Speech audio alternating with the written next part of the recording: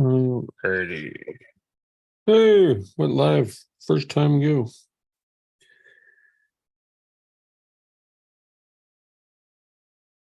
Alrighty. So, welcome to SEO this week, everyone. I took the last week I was at Digital Unfiltered, which is Craig Campbell and Chris Palmer and Andy. Let me get his name right. Andy is in here. Andy Coolidge. I'll say Coolidge. Totally not spelled that way, but that's how I'm saying it. And it was at Caesars over the course of a couple days, and it was actually I had a really good time. Not gonna lie, got to know see some old faces that I haven't seen in quite some time. Met a bunch of new faces.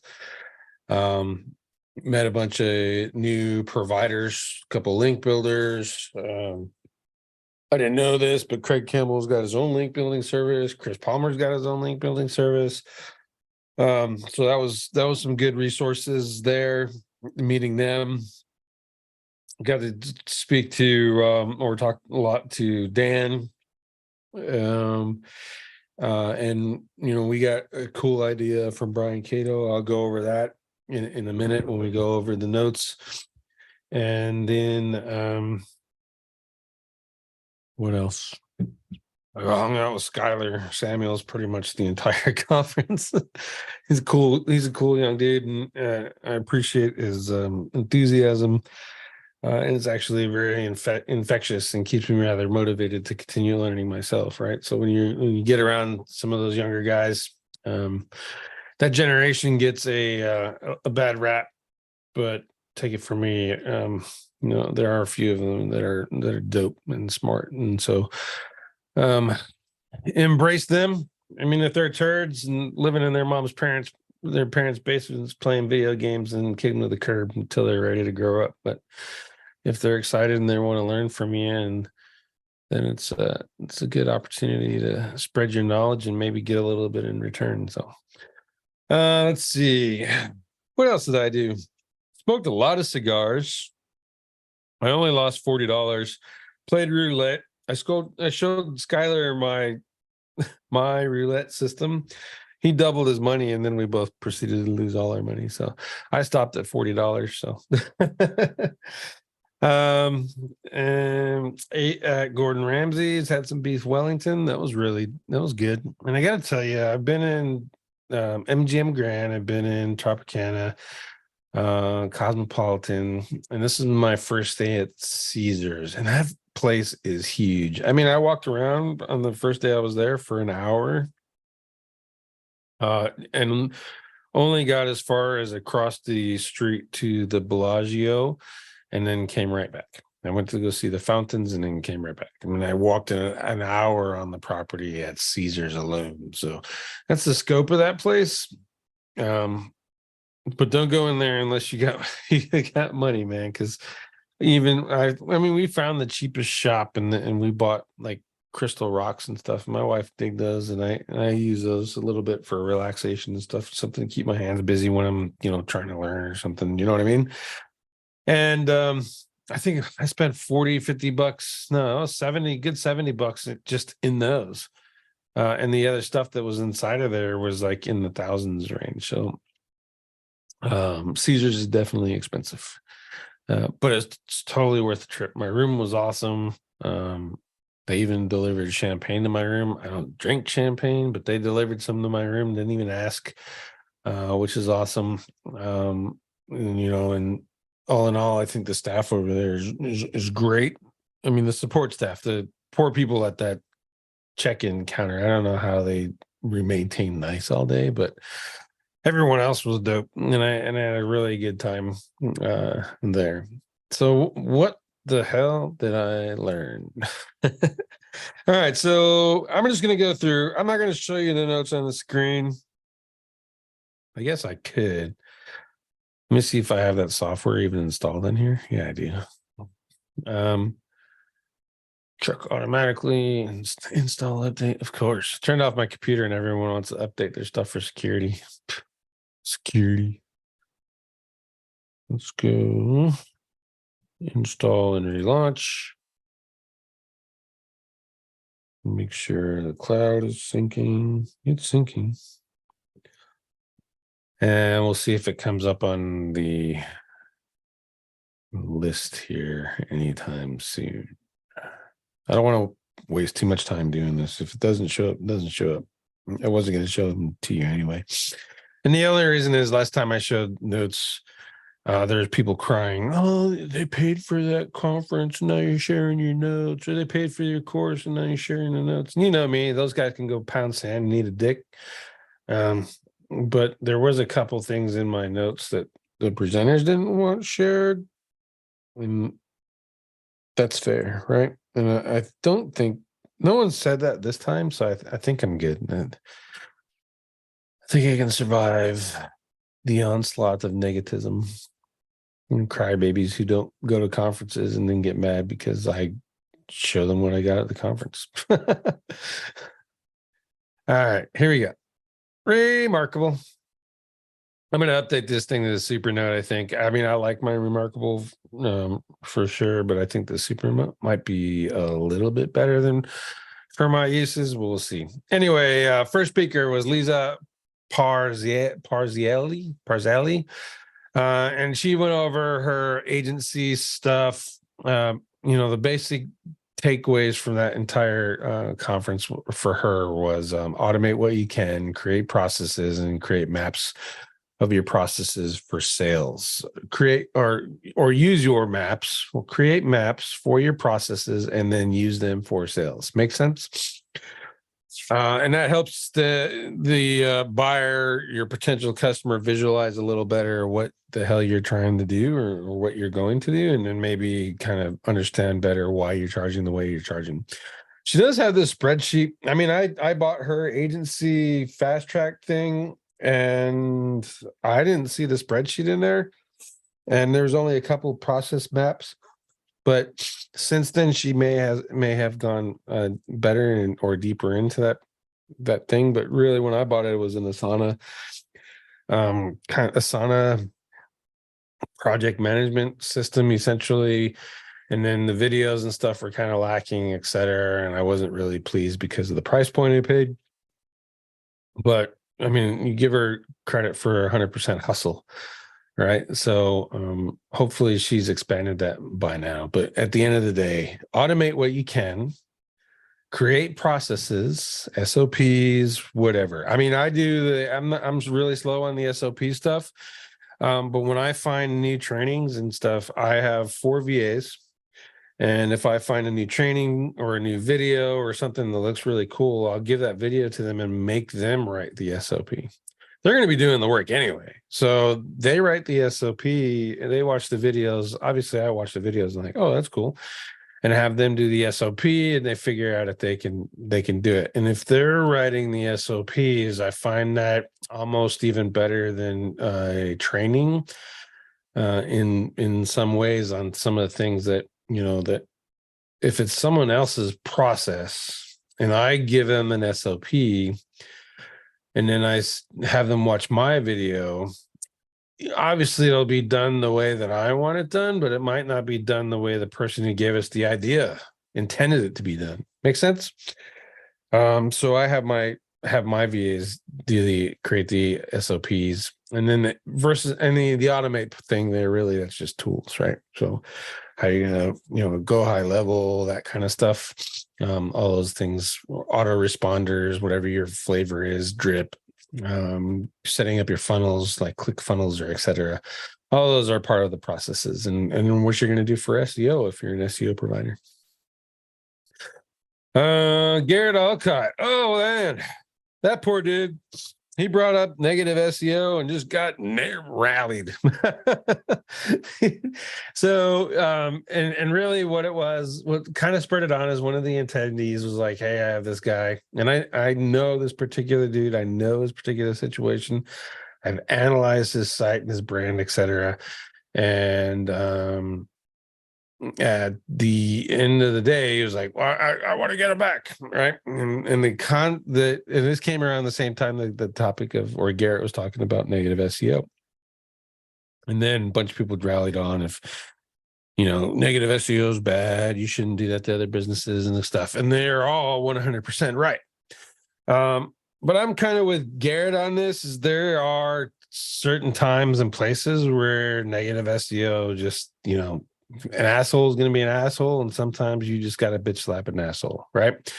So you should know how to do a little bit of negative SEO. In particular, if you are doing negative or reputation management, at some point, boosting positive stories for a brand or a person is not going to work as well as just taking down some. So you should know negative SEO, and then you should also know how to do it so that you can spot it when it's happening to you. And then use that knowledge for good. Like I said, reputation management, all is fair in that market.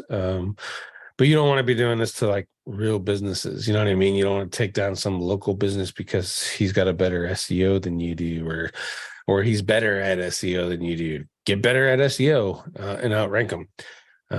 You don't want to join the match reporting crowd, tattletelling. Get better at maps ranking, rank them. That kind of stuff. Well, narc SEO, negative SEO, in my book, are pretty much the same thing. If you use both, either of those on a real business, you're a lowlife, and you deserve everything that comes forward to you. But Garrett, he's stupid good at that. Again, he comes back from negative SEO from the perspective of private or reputation management. So it was actually a good talk, just listening to his perspective. And then he added, couple things. He's still using Web 2.0s for PBNs, which is awesome. And he builds one for each project. I'm not talking like IFTTT rings and that crap, which certainly, if you have enough of those, you can create a PBN for sure. However, he's actually creating blog networks using, Medium and WordPress and etc. So I think it's good. It's kind of good to show that just that stuff didn't stop working. Just because it fell out of favor with a lot of people doesn't mean it stopped working. Let's see. Tools he's using: Money Robot, GSA, SEO Autopilot, and Neo. That was a good set. I said 2 tools, but he mentioned the third one later, so that's why it's got there. All right. Next speaker was Dori Friend. She talked about link building. She's been kind of in the closet, just doing stuff. I mean, I showed her Sitebulb, and then she disappeared off the planet for a while.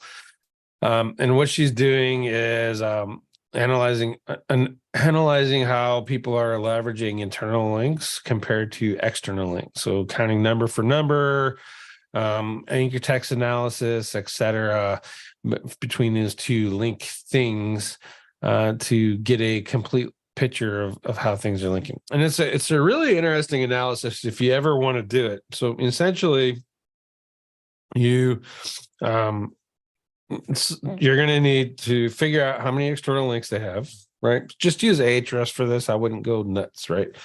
Ahrefs has you get the link count for external, then you go into the internal links and you get the link count for internal, and then you see what the ratio is. And most often, in the examples that she showed, the internal links outweighed the external links by far.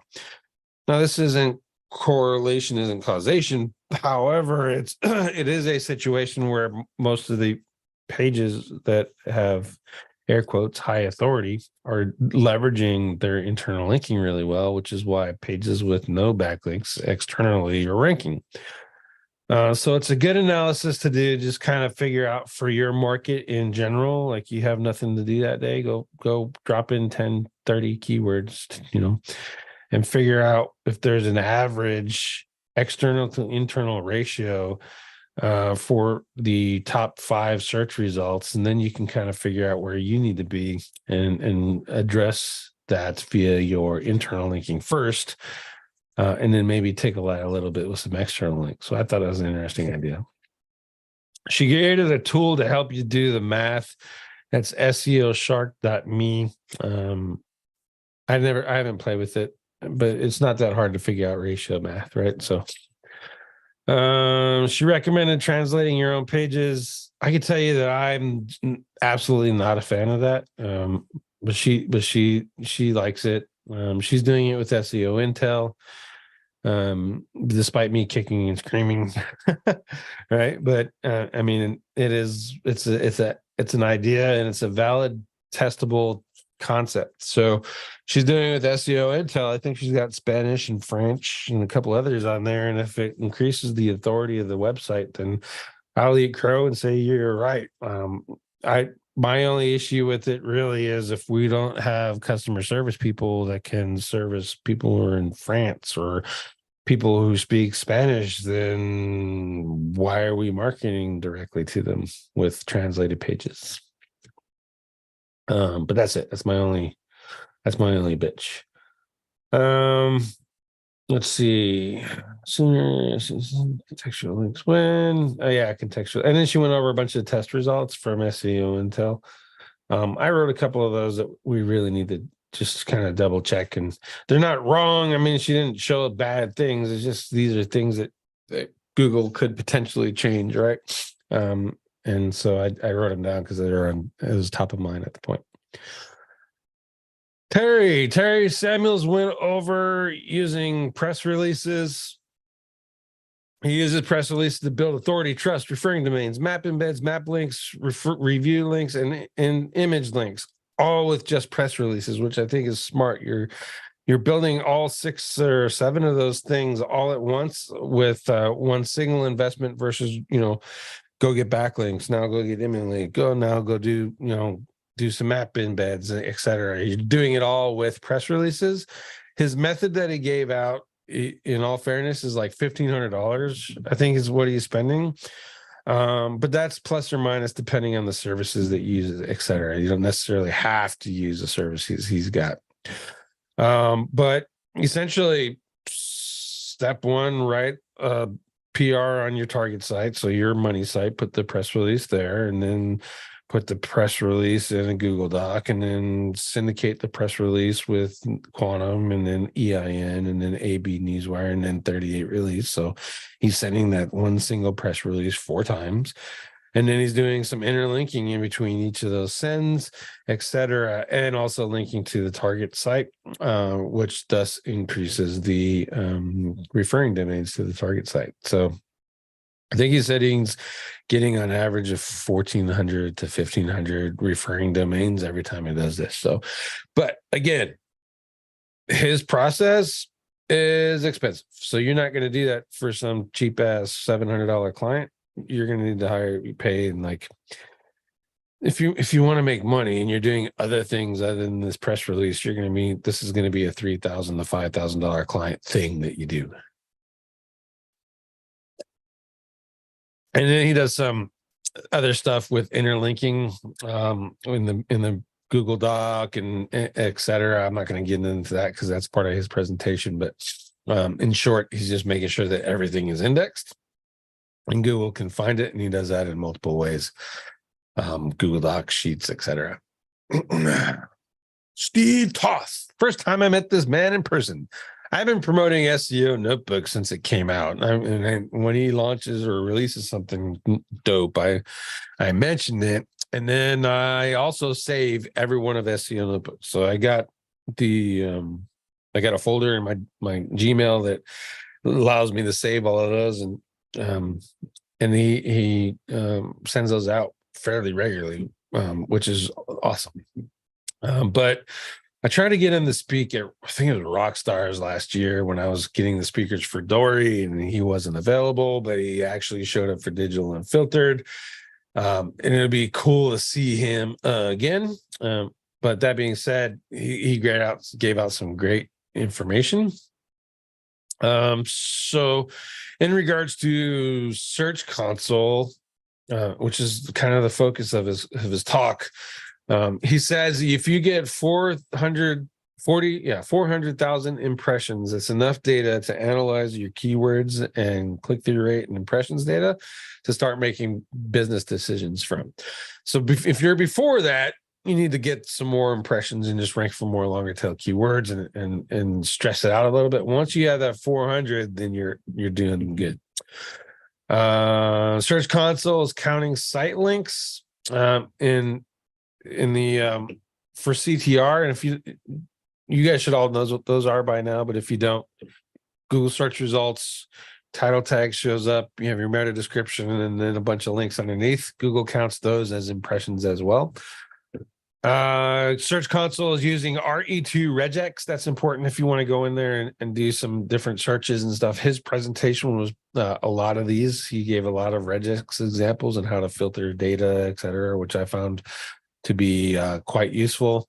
If you want to get ChatGPT to do regex, just tell them RE2 regex, and then what you're trying to do. Like, what is the pricing for X pages or what pages or how pages or whatever, right?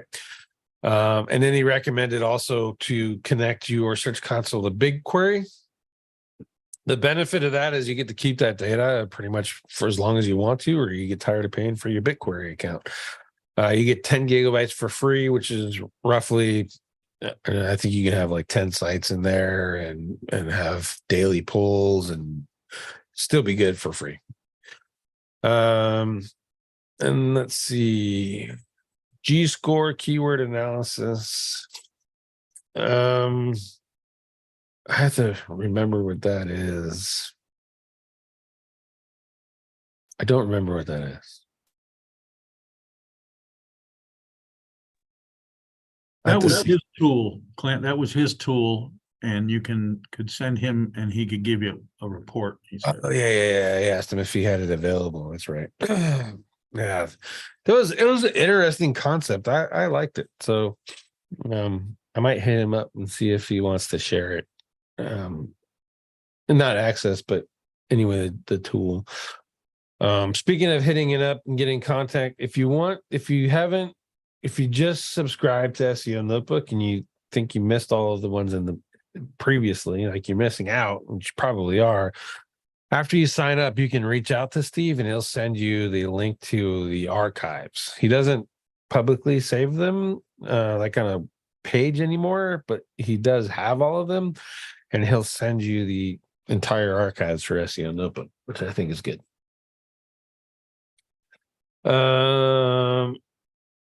And then he showed a page, and I like the layout of that page, so I'm gonna go snag that. Kasra Dash. Kasra is a link builder. He's in the UK. He came actually with the hell's his name from Get Me Links. He's not there anymore. I forget. But he did. I was nice, awesome meeting him. He does manual outreach. He has a completely manual outreach service, and then he also does something that I like to do, which is penalty recovery for links. And him and I both use the same tool, except I'm too cheap to pay $1,000 a month consistently, where he's paying $18,000 to use link research tools. And his volume is that high. So if you can afford $18,000 to use link research tool, and that many people are doing are paying you to do your disavows and stuff, you would think you know this is a guy to listen to, right?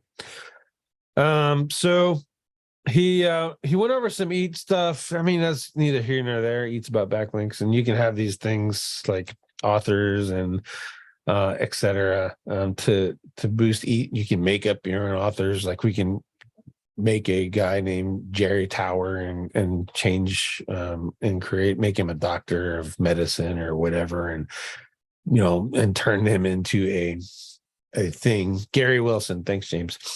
And so he talked a little about that, but more importantly, he talked about something that I've never heard anyone talk about, and it's called toxicity threshold. Now, if you've never seen a link research tools report, essentially it's a scale. I'm not entirely sure about the numbers, but I will, just for the sake of example, because I've seen some higher ones. Let's say it's 100 being good, 6,000 being bad. And that's your toxicity score inside of link research tools. His concept is you go into your market and find your top 5 competitors. Easy to do that. Just use like a volatility tool or something, pick out 20 good keywords and go and create a spreadsheet of the top 5 across the board, and then find who are your consistent competitors in that market. Like, these guys are always there.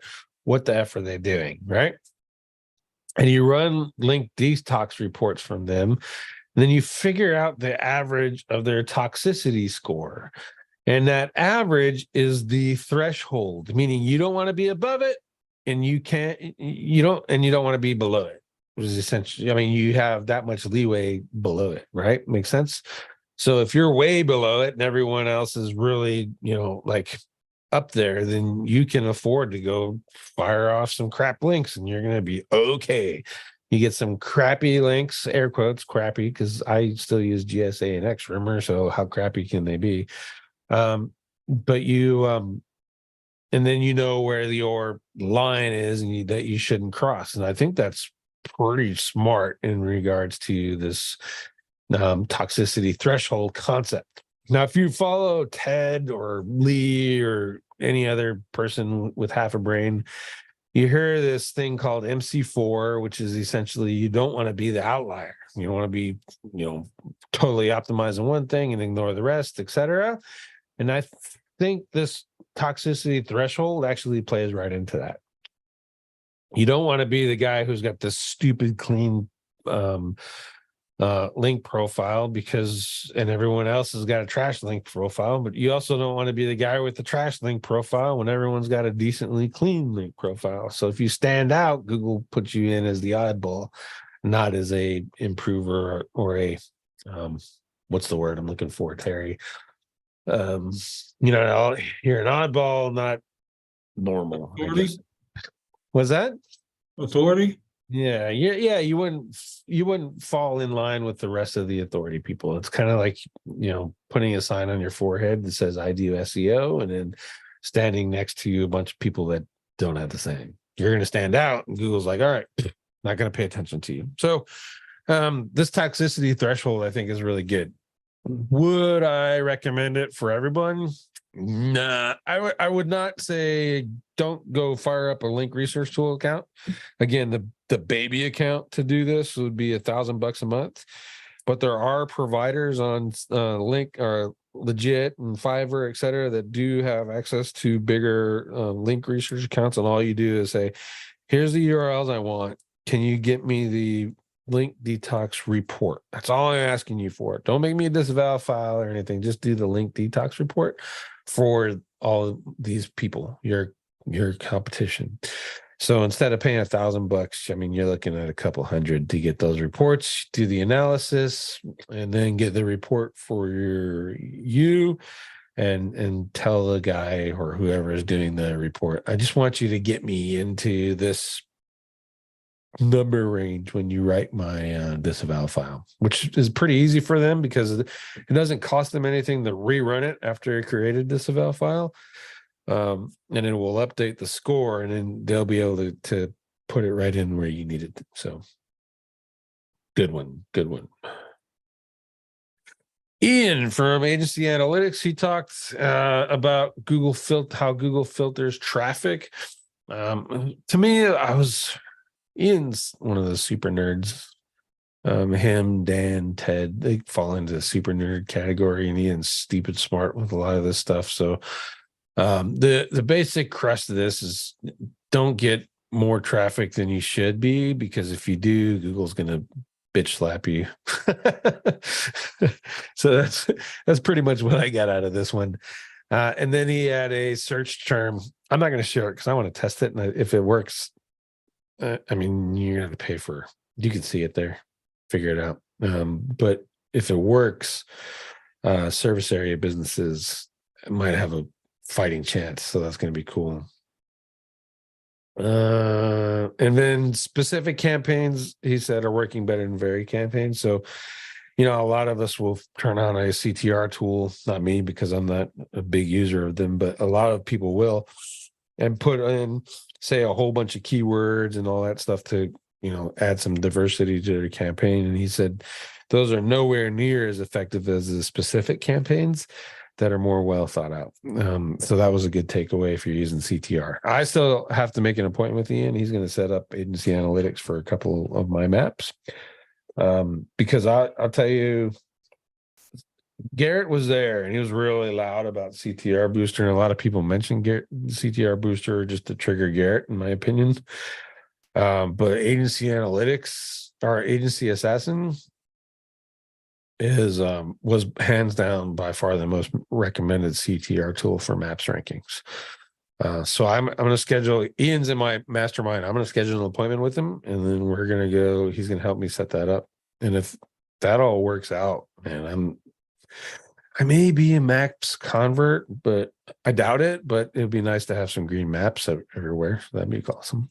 And good test for SIA, I think. Let's see. Brian Cato, Chrome extensions for link building. He had mentioned one tab. There's another one that I know is Pably, and there's a bunch of others, but essentially it has a URL that you can share. Like, I have this one tab and I can give it to Terry, and Terry can open up all my websites from that one tab and go, ooh. You can do that at Pably and a bunch of other ones too. So that was a good idea. I never really thought of it. Phrase and Neuron Writer also have app URLs that you can publish publicly and build links to.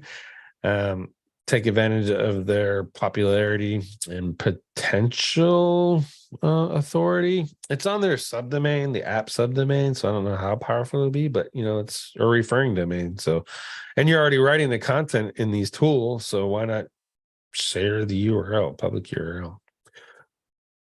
He recommended, or a show that you can scrape with sheets and scrape feeds, and you can use Google Docs to make HTML files. You can create Google Stacks. He recommended looking into Google's Area 120 for stuff. And then the highlight for me of his presentation was he mentioned Google Web Designer.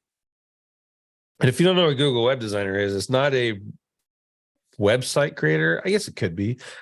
But it's designed for people that are using the display network. You can go in there and make all of your banners and all that stuff inside a web designer and then shove it up into AdWords through that. The key is that it's actually creating HTML code for all of your graphics. So I asked him, I was like, does it connect straight to AdWords? He didn't know. And Dan was like, thinking along the same lines as I was, and he instantly checked it out, and he created a banner and he put a tracking pixel in the banner, and then he pushed it to his Google display account. And then he, over the course of, he did that in the afternoon, and that evening when we were smoking cigars, he tells me he's already got 19,000 people on his retargeting list from the Google display ads. So you have that, and then you can also do, which is essentially anyone who sees that ad and a website opens and ad displays, you get retargeted, regardless of if you clicked on the ad or not, right? So that's dope. And I was like, well, if you can do that, why can't you put schema on there?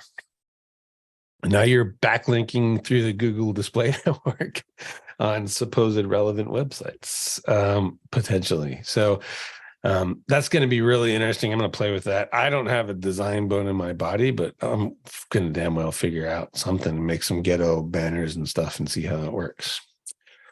Let's see. And he didn't recommend checking out MX Toolbox if you don't know, like, your DMARC and all that technical mumbo jumbo for your emails. Like, he says that the hacking in regards to emails and domain spoofing is getting significantly worse. So you need to go to the MX Toolbox, make sure your stuff is all set up properly. If it's not, supposedly it's like 10 minutes.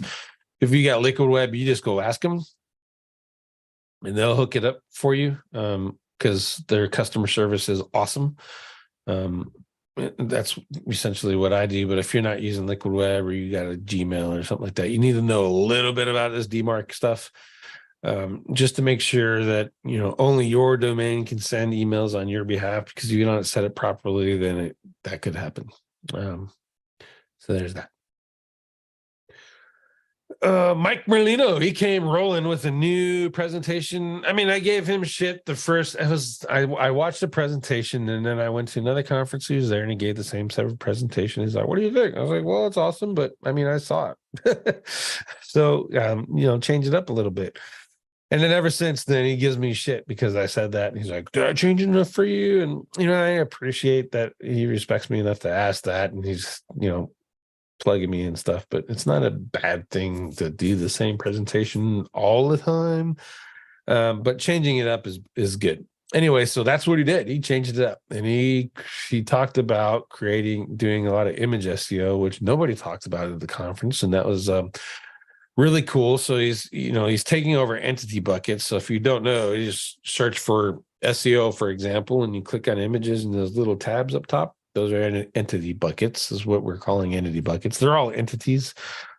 He's taking over those buckets, and he has his name, address, phone number of the business on the image. And he puts a target keyword on the image. He does the EXIF in case the site that he's puts it on doesn't rip it off. And then he uploads the cloud sites and Google Photos and image shared sites. And he even runs it through Google Vision. And he's doing that and winning in the image SEO game. So, I mean, that's an easy win if you can pull that off, and you have someone like, I got a designer. I don't use her very much for design stuff. So I'm going to go over those steps. I mean, it's not that hard. Create an image, put my address on it, hit my target URL, and send them back to me, I guess. And then I have my other guy who's got the access to my PBNs. He can put them on the PBNs, or we can upload them in Google Photos and stuff. I got 55 Google accounts that we use for that through multi-app now. And we can see easily test that stuff, and then how to leverage it a little bit better.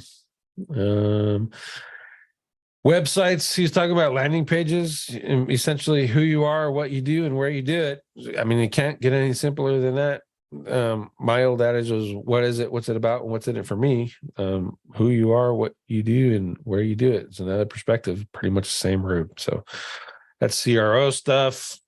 And then he talked about his process for getting referral traffic from third-party sites. You guys know those, get Facebook, get Reddit, Pinterest, etc. If you're smart, you don't need bots to do this. You can find cool images and stuff that people are just naturally going to go, "Ooh, what's that?" Those are good. One idea that no one's ever mentioned before that Mike did was go out to get referral traffic from influencers. And I don't say nobody. There's a whole bunch of services and stuff, but no one else. The people that I'm listening to are actually talking about leveraging influencers. I would come at that with a word of caution. A lot of influencers have this great audience numbers, but they don't have great audience responses. And they're just ass clowns that blow them up, like me or you, who went and bought a whole bunch of followers, etc. Those are some of those influencer types. So be careful with that one. And then the test that come out of that, does referral traffic alone increase the rankings of the page? So if you get, let's say you do a Reddit, and you do a Pinterest, and you do a Facebook, and all of your only traffic comes from those three sources, will your rankings increase? My guess is no, but I'm going to test it. And the reason I guess no is because I did that with Bing, and we sent an ass crack ton for 3 months, over 10,000 visitors across the website with 180,000 pages, and nothing. Google didn't care one bit. So we'll see how that does. Direct upload is the only method does not strip image data. It's kind of true, Charles. What really is it, if anything alters, like you send it to Google Drive, it'll alter. If you send out the photos, it won't. It'll alter it, but it reads it because it associates with locations. If you put it in like Google Drive, if you put it in Word docs, Excels, or whatever, it rips out. If you go to If you're using hex code to insert schema into your images, for example, anything that tweaks that image one little bit will erase all the schema and stuff. So, I mean, EXIF was a great idea, but with the focus on page speed optimization and people optimizing their websites and optimizing their images, as soon as all that optimization shit's done, all that EXIF is gone. So it's kind of, why am I going to do all this, right? Let's see. What else we got here? Oh, Whitespark Local Citation Finder. He was using that, and that's a real cheap tool if you guys never used it. It's only like, the last time I had it on account was like $25. Drop it in there and you can find citations that you don't have and your competition is, and then see if there's a form to fill it out. Give the details to your VA. Here's the places to go. Here's your information to fill it in, and here's your email accounts. Go to town. So that'd be good. And if you weren't there, he missed out because he gave his SOP for a lot of shit in there in his slides. So that was awesome. Chris Palmer, he went over a whole bunch of SEO tests that he has done in his SEO mastermind.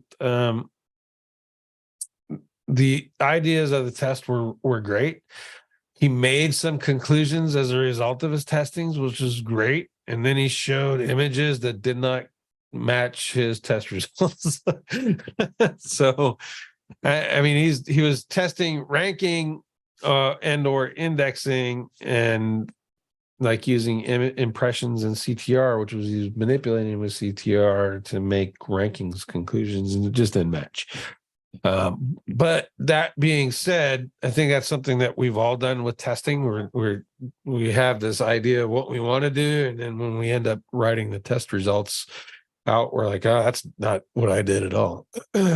But he had some great ideas, and these are the ones that I liked. Do clicks and traffic affect indexing? And then I had to come to mind as he was talking about ranking as if that was indexing, and indexing is not ranking. So if you have a page that is not indexed and you send traffic to it, let's say through Pinterest, so you get Pinterest to your web page, can you get it indexed? That's a good test to know. Does Google read links in schema? He tested that, and I've already well proved that. And he kind of, said the same thing. It works. GBP interactions improve organic calls. This was more of he sent fake traffic and then the calls went up. But he never said if he was using fake engagement to click the phone calls. So is the interactions the click the call button? Then if it was in there, then naturally it would increase the calls, right? So that one we have to test out some, like if you have a CTR booster or whatever, or with any of those tools, if they lets you like create driving directions and create click the website, etc. Don't do anything related with click to call, and then see if your phone calls actually go up. I know that I've taken over a couple maps from people that are following these CTR methods, and as soon as they stop doing CTR, concurrently you can see the phone calls going down too. So it leads me to believe that their CTR included phone call clicks, and it manipulated those numbers. Does YouTube ads help gain subscribers? Just something I always wanted to know. Hey, if I have SEO this week and I run ads to it, when I get more subscribers, and he ran ads and got a whole whopping 10 more. So I guess the answer is yes. But is it enough to go through and set up a Google an ads thing? I mean, depending on what your ad is for, maybe not. Let's see. Mass Reviews heard a map listing. He sent, I think his number was like 80 all at once, and nothing happened to the map.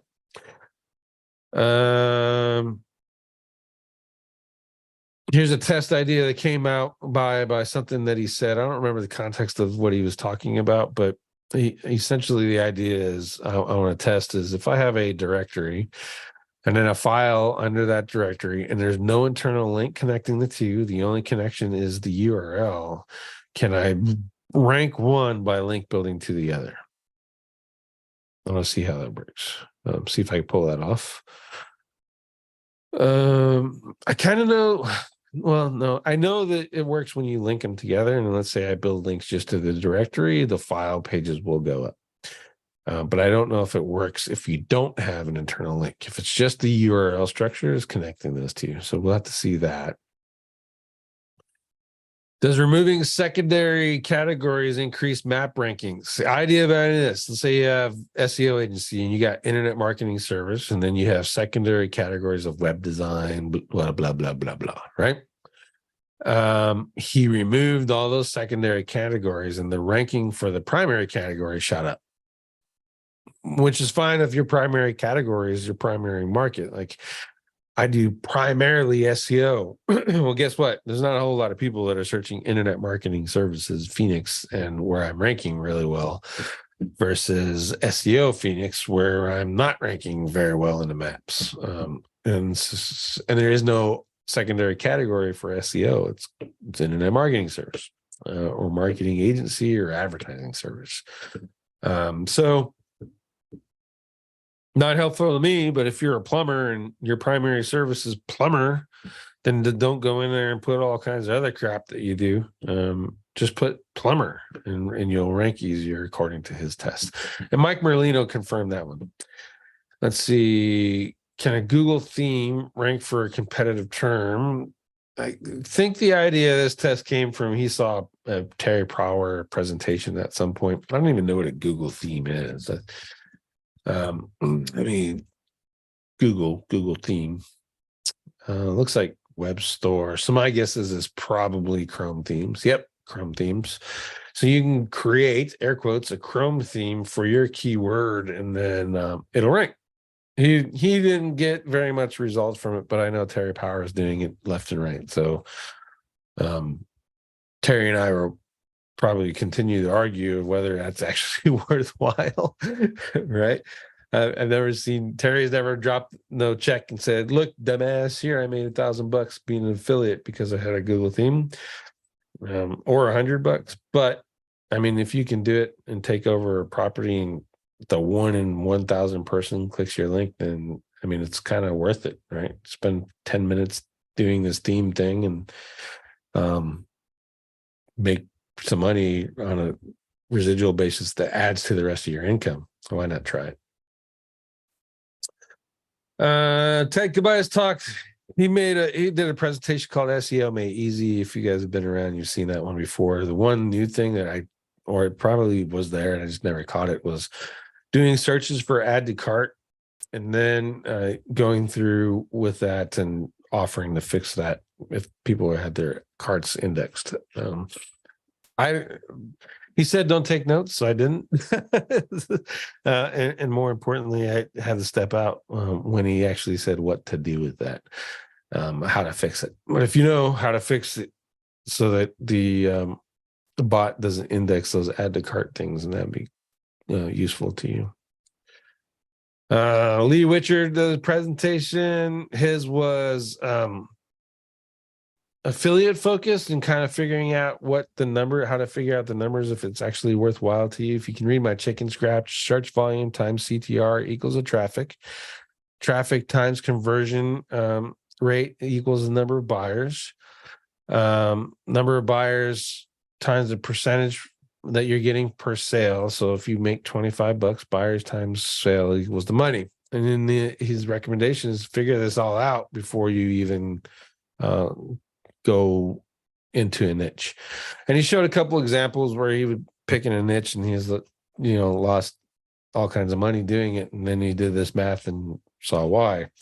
So I agree with this one. This is a good, I don't want to say it's like foolproof, but it's a good measure. If you have a lot of opportunities to get into different niches, then do this and you can kind of filter through there a little bit more before you run a PPC campaign to test if there's actually traffic and buyers there.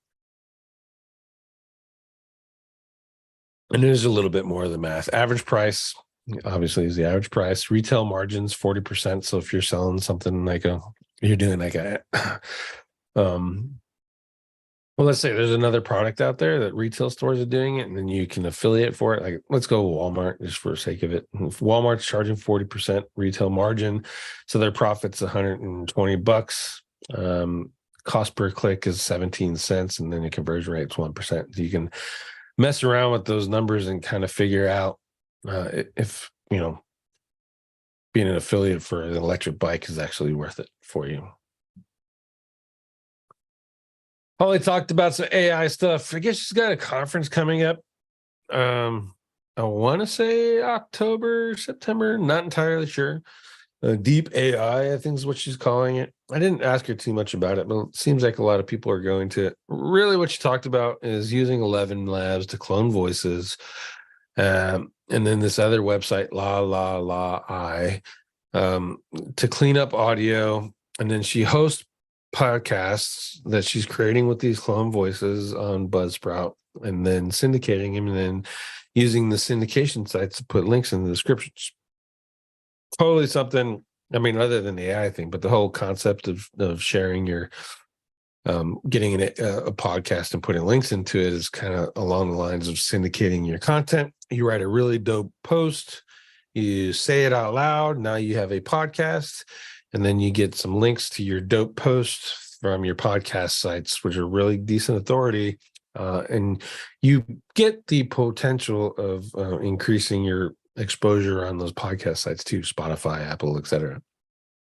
And now she just took it up the notch with the audio stuff, and it was really cool seeing what she did and taking the time to figure out 11 labs and clone people's voices, etc. She's got one with me on it where I'm the host, and it's kind of like a this person versus that person thing. I like it. I think it's a great idea, and if you can keep the scripting and stuff right, you can actually engage really well with people, and you can play with things to make those more interesting, right? And see how things are going to turn out. Like, do something like turn on a voice disguise or whatever. You know what I mean?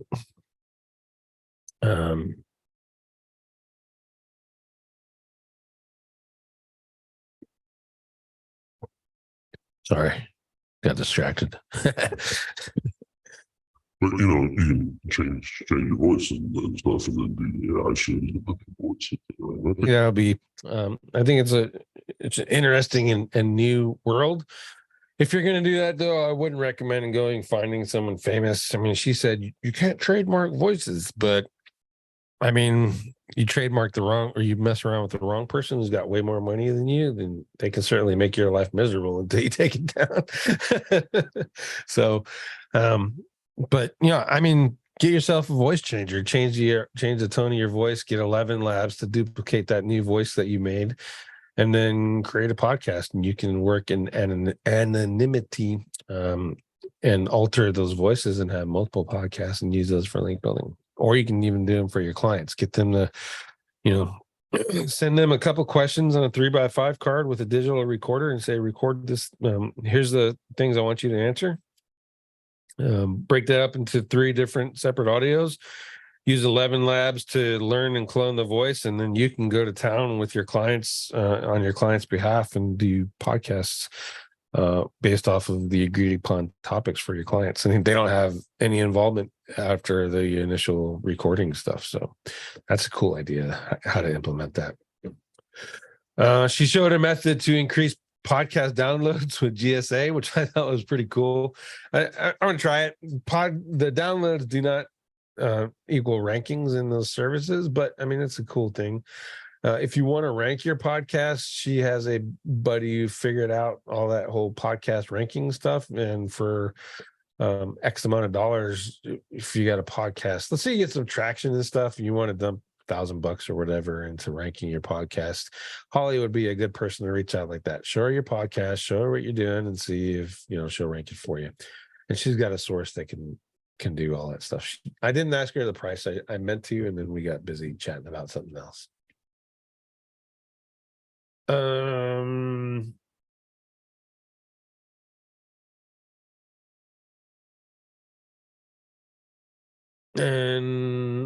that was it. Victoria, she did a course. I think you guys have seen it. You guys probably have seen it on the show or outline Victoria's course. She talked about that. She talked more about HTML templates and cloud hosting, etc. But if you got the course, you pretty much got her presentation, the gist of it. I gave a couple of recommendations. If you go to Envato Elements, you don't need to use the ones that Victoria is using or anyone else is using. You can pick some unique ones there and actually make those really good landing pages for your clients. And you're building links and landing pages at the same time. Clients can't get mad, and you do some good link building stuff.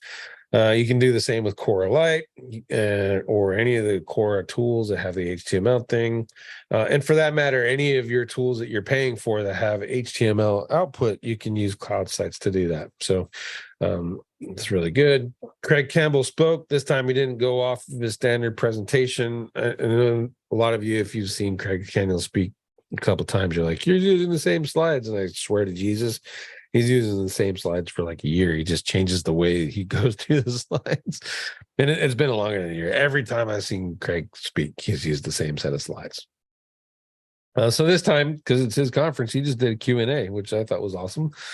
Here's his service. Remember I mentioned in the beginning, he's got a link building service. linksforyou.com is where he's at. I'm probably going to try those out. I'm hunting for new services as we speak. But I'm hunting for legit services, so don't take that as a fucking invitation to send me 1,000 messages on LinkedIn and Pinterest and or wherever and Facebook to buy your crappy split links. I'm looking for legit services that do legit links. Have a business model behind cold messaging for links. Randy Rhodes, he came and talked about press releases. He's just essentially a lot of the stuff he's doing with them is the PR. You can report, it's Google Docs and Google Sheets, and you can use the PDF report to make more backlinks, and then Sheets to RSS feeds and Docs to RSS feeds, and I have TTT rings and etc. The cool thing that I liked that he's doing as part of his service is actually creating podcasts. So if you do a press release with those guys, they'll essentially read it out loud and put it on their podcast, which is something that a lot of people aren't doing, which is, I think, is awesome. That's a great value add for a podcast service. So his is 38 digital, I think. Let me get the right name. Terry gave out the name in his presentation. Yeah, 38 digital. So that's a cool idea. I'm going to try that out. Madge isn't doing that, so maybe I'll cheat on Madge and go to 38 digital for a little bit. All right, let's answer. How much we got? Oh, we're an hour. We're an hour, folks. You guys missing out. I'm going to fly through. Yeah, SEO Chronicles. That's Holly's one where I'm narrating it. Go check it out. I mean, even if you're not interested in the SEO podcast, go look at how she formatted that and how she did it and how she did it with 11 Labs and put it together, and let your imagination run wild and see how you can do that the right way. And here's her thing. Oh, it's in December. Dark AI in December. Dallas, if I'm not mistaken. So that's good if you don't want to freeze your ass off in Chicago. So I might check it out, but I did Vegas. September, I'm going to Boston, and then October, going back to Boston. And then December, I'm not sure. My wife was okay with 3, but I'm not sure she'd be happy with December number 4.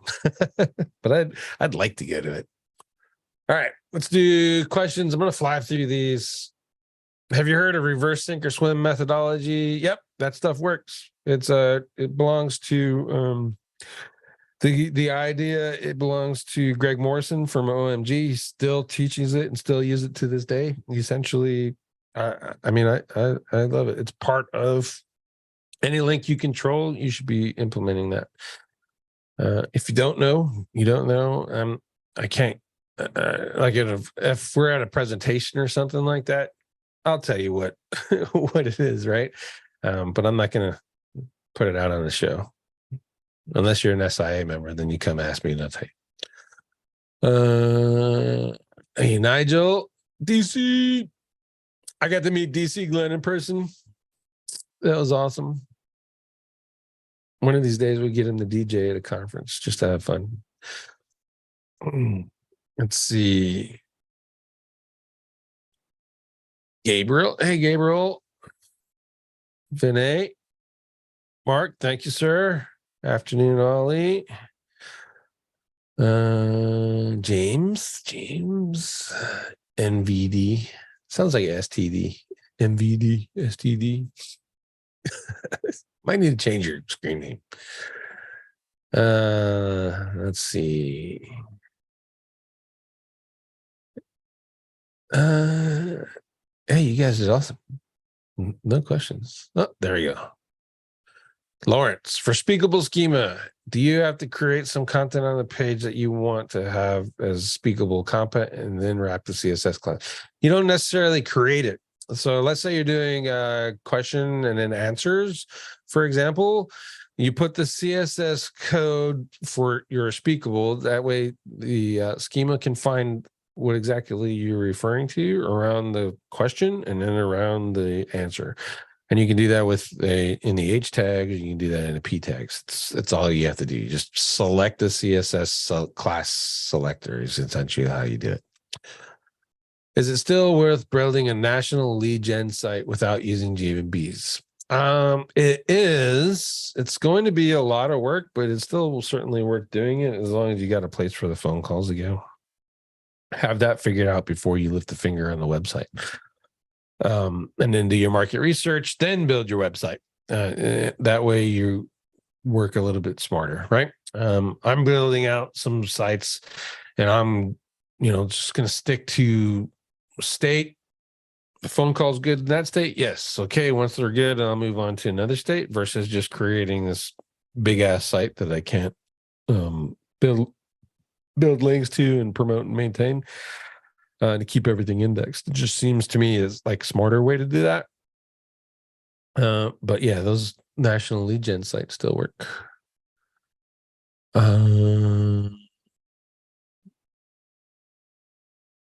Can a service name and the city be repeated in the URL of the service page? Repeated? No. Can the service name and the city? No.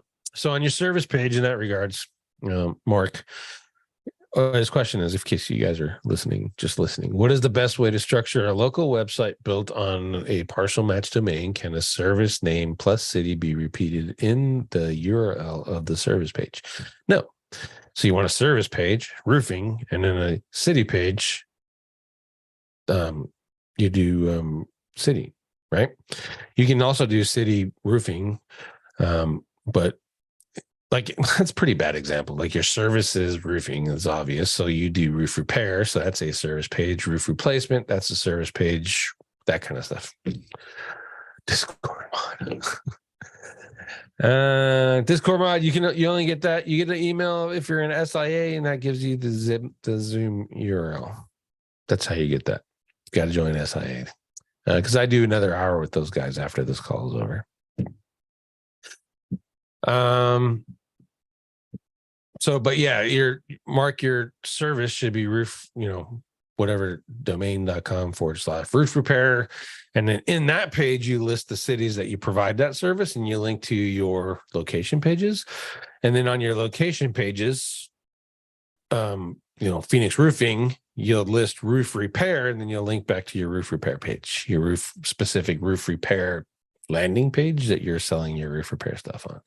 So now your interlinking is taken care of, and your geo will be taken care of by your geo posts, but your relevancy for the topic will be taken care of by your services page, your service page.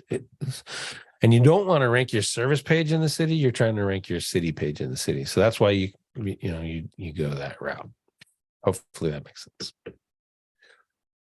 And then Love that. All right. 1 hour, 8 minutes, lots of notes. Next conference is POFU Live. That is Semantic Mastery, guys. Let me see if I can find a link for you. POFU SEO conference.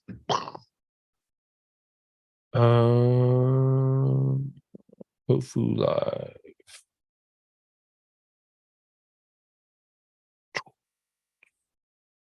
It'd be pofulive.com. There we go. 6th edition, 44 spots left. Let me show you the screen. Oh, you guys see the screen. POFU Live. This is the one. Ta-da! It's as I understand the concept here, this is a smaller event, so you get some more one-on-one opportunities, etc. I am going to go over my content optimization and then move right into schema and then right into some link building stuff, assuming that that's exactly what it is, right? Because it's I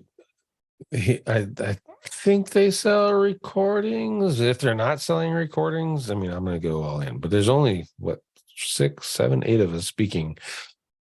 So I think it's going to be really hands-on and really helpful. And then Peter Drew, he's phoning it in, and he's not even going to be there. He's going to do a live stream, but the rest of us are going to be there. And I think that is going to be dope because I know Bradley's got some PBN buying stuff that he does that I want to check out.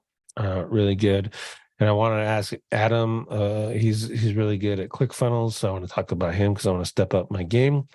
And then Chris is good at email stuff, so I definitely want to hear about him so I can build some more email, things for business development.